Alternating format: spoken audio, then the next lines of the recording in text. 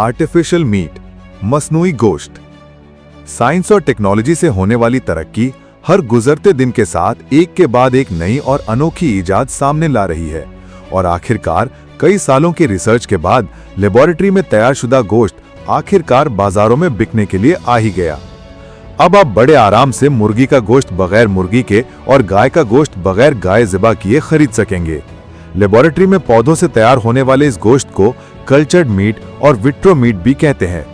ये पौधों से बना हुआ प्लांट मीट है जो जानवरों के बगैर लेबोरेटरी में जानवरों के सेल की खुसूसी निगहदाश्त की सूरत में लेबोरेटरी में तैयार किया गया है। पौधों से हासिल होने वाला गोश्त जायके, इस्तेमाल और शक्लो सूरत में बिल्कुल असली गोश्त की सूरत में है।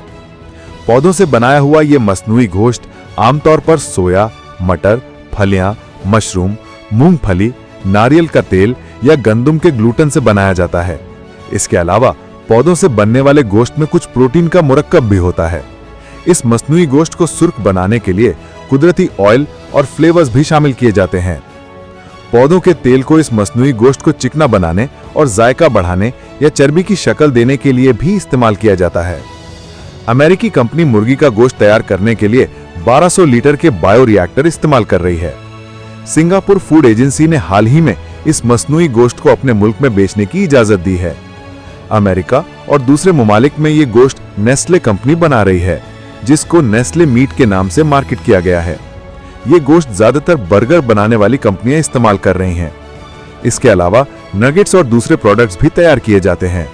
पिछले कुछ सालों में मसनूई गोश्त की मार्केट में बहुत इजाफा हुआ।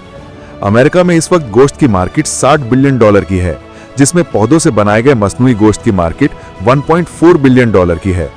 तो अब न गाय ज़िबा करने की जरूरत, न मुर्गी, और न ही कसाईयों से झगड़े की जरूरत कि हड्डियां और छींचरे की लड़ाई भी खत्म।